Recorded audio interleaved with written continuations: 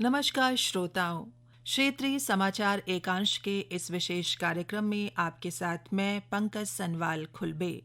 आइए सुनते हैं आज़ादी के अमृत महोत्सव पर आधारित ये विशेष कार्यक्रम आज़ादी का सफर आकाशवाणी के संग। आजादी का अमृत महोत्सव।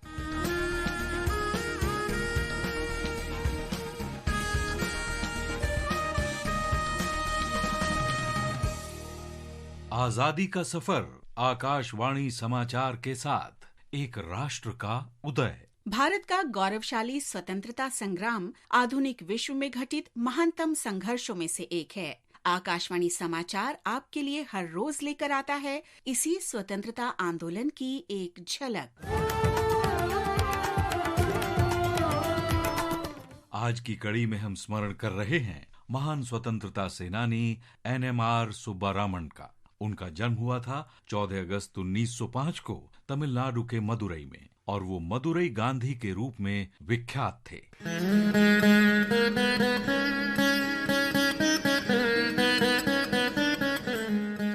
गांधी जी के अनन्य अनुयायी सुब्बारामन ने उच्च शिक्षा के लिए लंदन जाने से इनकार कर दिया और 1922 में स्वतंत्रता आंदोलन में शामिल हो गए। 1923 में वे मदुरई जिला कांग्रेस समिति के प्राथमिक सदस्य बन गए और 1925 में इसके अध्यक्ष चुने गए। उन्होंने 1930 में वेद नारायणम रैली में भाग लेने के लिए मदुरई से 27 युवाओं का चयन किया।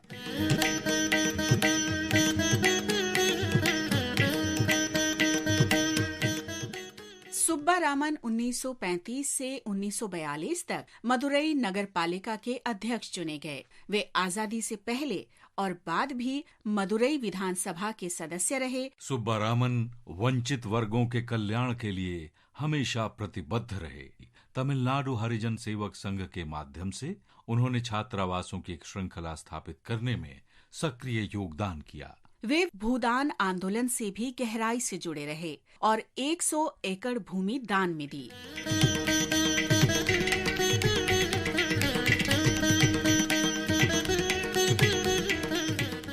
सुब्बारामन गांधी रचना प्रकाशन समिति के सचिव थे, जिसने तमिल में 17 अंकों में गांधी जी की कृतियों और अन्य विशिष्ट रचनाओं का प्रकाशन किया। देश में पहली बार गांधी दर्शन पर पाठ्यक्रम शुरू करने और देश का पहला गांधी संग्रहालय मदुरई में स्थापित करने में भी उनका विशेष योगदान रहा। NMR सुब्बारामन ने 25 जनवरी 1983 को अंतिम सांस ली, लेकिन उनकी विरासत हमेशा अमिट रहेगी। इस महान गांधीवादी स्वतंत्रता सेनानी को आकाशवाणी समाचार का कोटि कोटि नमन।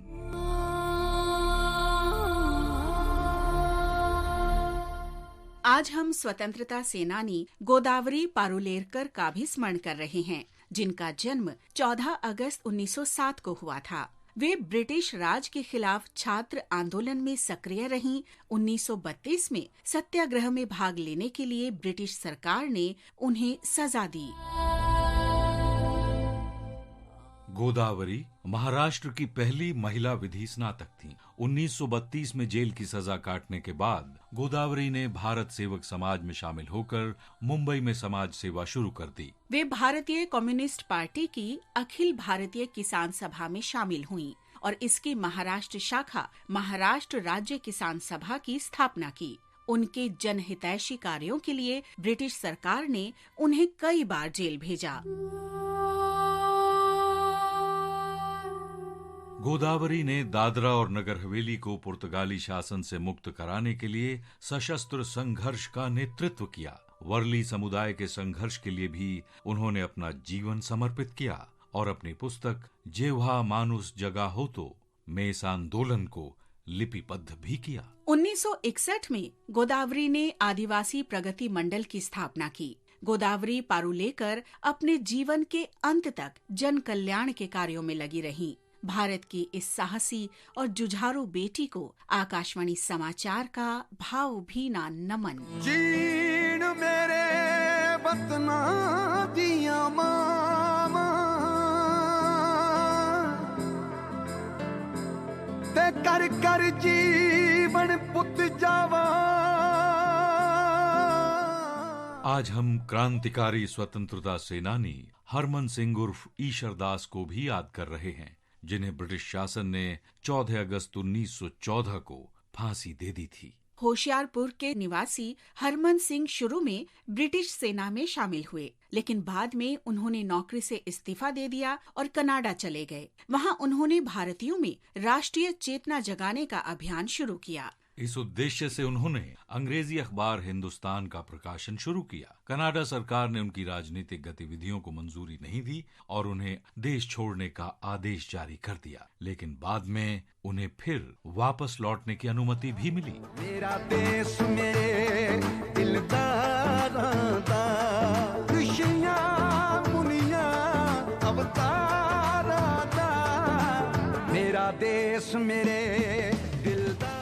हरमन सिंह क्रांतिकारियों के उद्देश्यों और लक्ष्यों पर चलते रहे और लगातार गदर समाचार पत्र के लिए लेख लिखते रहे, जिसका प्रकाशन 1913 में शुरू हुआ था। उन्होंने क्रांतिकारी गतिविधियों में सक्रियता से भाग लिया और ब्रिटिश सरकार ने पहले बर्मा षड्यंत्र मामले में उन पर अभियोग चलाया। उन्हें मौत की सजा सुनाई गई और 14 अगस्त 1914 को उन्हें फांसी दे दी गई। देश के इस साहसी और वीर सपूत को आकाशवाणी समाचार की ओर से भावभीनी श्रद्धांजलि। मेरा देश मेरे दिलदारां दा। और अब आकाशवाणी समाचार के साथ आजादी का सफर की ये कड़ी संपन्न होती है। कल फिर मिलेंगे अगली और अंतिम कड़ी के साथ।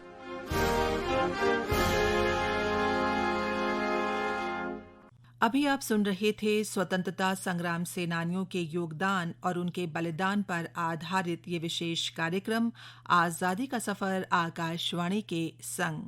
श्रोताओं, आजादी के 75 वर्ष पूरा होने के उपलक्ष्य में केंद्र सरकार 13 से 15 अगस्त तक हर घर तिरंगा अभियान मना रही है।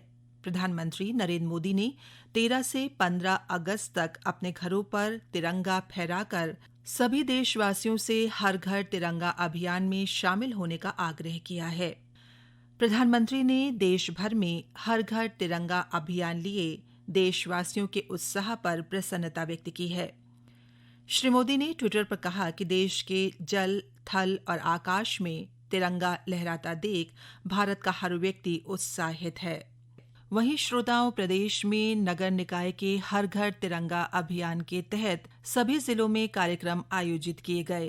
कार्यक्रम में वर्चुअल माध्यम से जुड़कर मुख्यमंत्री पुष्कर सिंह धामी ने कहा कि प्रधानमंत्री नरेंद्र मोदी के आह्वान पर शुरू किया गया ये अभियान जन आंदोलन का रूप ले चुका है।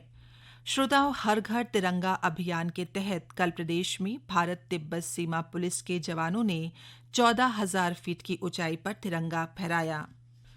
वहीं रुद्रप्रयाग में भी अमृत महोत्सव के मौके पर हर घर तिरंगा अभियान को सफल बनाने के लिए जिलाधिकारी मयूर दीक्षित के नेतृत्व में लोगों को जागरूक किया गया और केदारनाथ धाम में दर्शन करने आ रहे तीर्थयात्रियों को छोटे झंडे उपलब्ध कराए जा रहे हैं ताकि ज्यादा से ज्यादा लोगों को जागरूक किया जा सके। अब हर घर की छत पर शान से फहरेगा तिरंगा, गुनगुनाए जाएंगे नव विकास के गीत। आन बान शान का प्रतीक राष्ट्रध्वज तिरंगा। आइए आजादी के अमृत महोत्सव के पावन अवसर पर इस स्वाधीनता दिवस हर घर फहराते हैं तिरंगा और लेते हैं भव्य और सशक्त भारत के निर्माण का संकल्प। आइए हर घर फहराएं तिरंगा।